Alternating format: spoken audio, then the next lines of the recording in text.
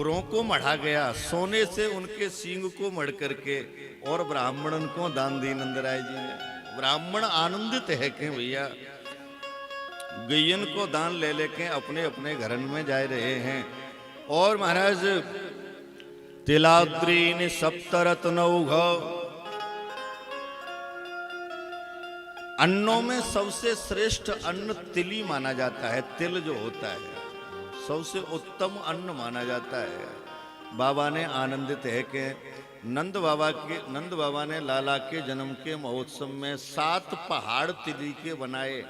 7 पहाड़न के ऊपर गुड़ रखा चोटी पर, और गुड़ रख करके ब्राह्मणन को तिली के बड़े बड़े पहाड़न को दान किया। महाराज तिलाद्रीन सप्तरत्नौघ साथ को महांभरान वृतान। सुंदर सुंदर बाबा ने नाना प्रकार से अलंकारों से अलंकृत करके गैयन को दान दियो। ब्राह्मण परम आनंदित है कि गौदान को लेके जा रहे हैं। आपस में चर्चा कर रहे हैं, भैया देखो आज तो नंद बाबा के हृदय में कैसो परम आनंद प्रकट भयो है। लाला को जन्म है गयो, बाबा को जन्म सार्थक है गयो। लाला के जन्म से परम आनंद हृदय में, भगवान की ऐसी कृपा। बड़े बड़े मांगवे जांचवे वाले नंद भवन में आए रहे हैं। बाबा आपके यहाँ लाला को जन्म भयो है, कुछ दान दक्षिणा हमें दे दो। महाराज याचना करवे वाले याचक नंद भवन में पधारे। बाबा ने कही, बोले भैया याचक को कहा चाहिए बताओ, जो जाकी इच्छा हो आज सो मांगो, हम सर्वस्व दान प्रदान करवे वाले हैं। सब याचक आनंदित है कि याचना करवे लगे हैं। महाराज अपनी अपनी इच्छा प्रकट करके बाबा के यहाँ आए हैं।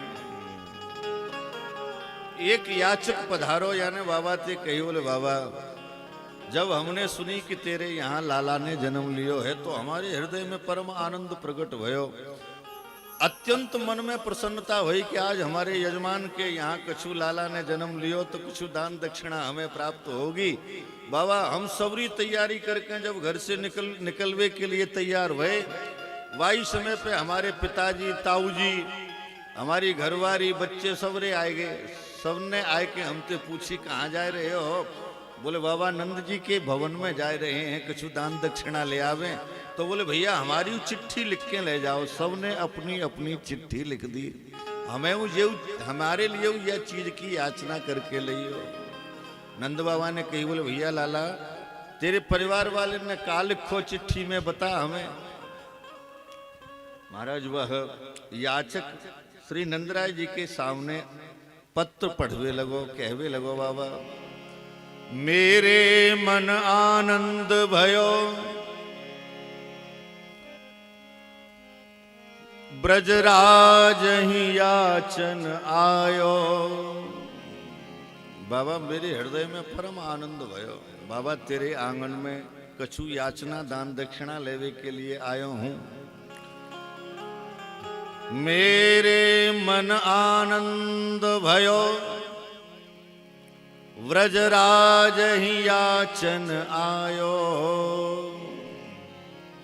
और अपने अपने मन को मत्यो कहे सब परिवार पठायो।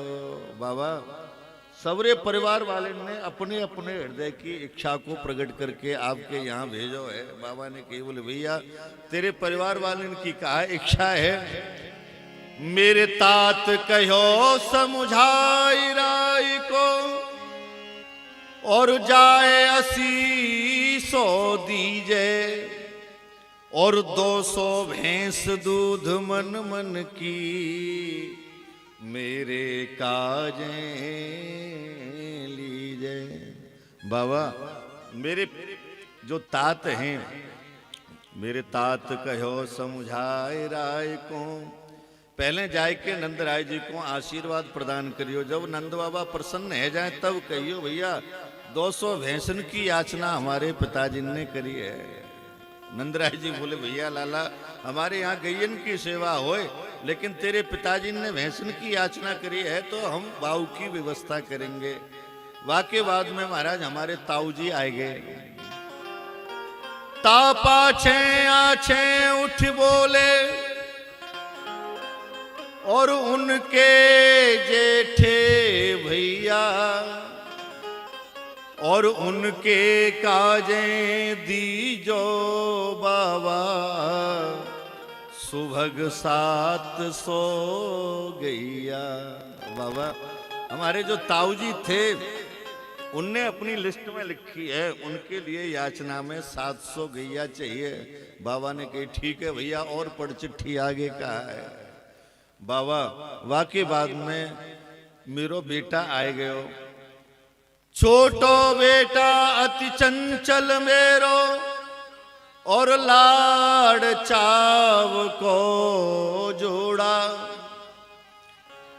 और बाके काजे दीजो बाबा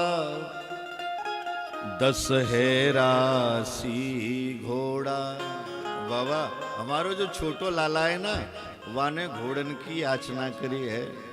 बाबा सवरे जितने घर वाले परिवार वाले सबने अपनी अपनी चिट्ठी लिख देनी है। सबसे बाद में हमारी मैया आएगी, वृद्ध हाथ में डंडा लेकर के चलती। भाई मैया ने कही, बोले लाला तू नंद भवन में जा रहे हो, देख आज हमारी सीख मान लीजो। आज सीख मान के नहीं, हमारी मैया हाथ में दही को कटोरा लेके आई और पेड़ा लेके आई साथ में। क्यों? बोले काऊ अच्छे काम के लिए जानो चाहिए, जानो होए तो दही पेड़ा खाए के जानो चाहिए। महाराज मेरी मैया, हमारी जो मैया थी वो दही और पेड़ा लेके आई हाथ में। मेरी मात कहो दही धर आगे और सुन बेटा मेरी सीख, ऐसो दान मांगियो नंद सो जो कबहु न मांगहु भीख। आज आप जा रहे हो नंद भवन में, तो ऐसो नंद भवन में जाके दान मांगियो जो कबहू काऊ के द्वार दरवाजे पे हाथ फैलावे की आवश्यकता ना पड़े। इन सवरी दान दक्षिणन की बातें हमारी घरवारी सुन रही। बाबा धीरे से पीछे से हमारी घरवारी निकल कर के आई। तब बोली मेरी घरवारी, नेक नीके नीके जइयो और थोड़ो दे बहुत कर मानहु, प्रीति राखे घर आइयो। बाबा हमारी घरवारी ने कही, बोले नंदराय जी पे इतनी दान दक्षिणा देवे की व्यवस्था बने नहीं तो लड़ाई झगड़ा मत करियो। वहां जो कछु प्राप्त सहजता में है जाए वाइये प्राप्त करके अपने घर को लौट के आ जाइयो। यह सुन हसे नंद धाड़ी के तेने अलप मनोरथ कीनो, और जो कछु कहो सुन्यो ताहू सो दूनो दूनो दीनो। नंदराय जी व दान दक्षिणा की लिस्ट को देख सुन करके बड़े हंसे।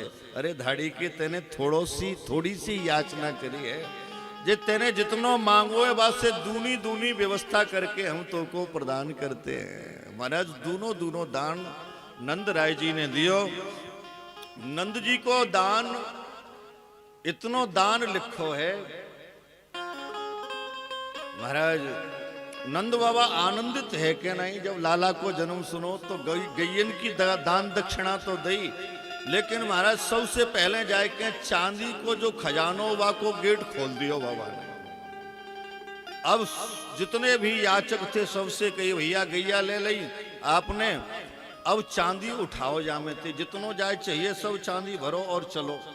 सब अपनी अपनी पोटली बांधे और बांध करके भगवान की कृपा से चांदी की पोटली उठाएं, सिर पर रखें और चलें। इतने में नंद जी के हृदय में परम आनंद और छा गया। हृदय में सोचा, बोले चांदी तो थोड़ी है, सोने जैसे लाला आए हैं, सोने के खजाने को खोलो महाराज। नंदराय जी ने सोने का खजाना खोल दिया है महाराज। अब सोने की पोटली भर के चले लोग वहां। अब चांदी और सोने वाले दोनों मिले, बोले तुम क्या लाए हो? बोले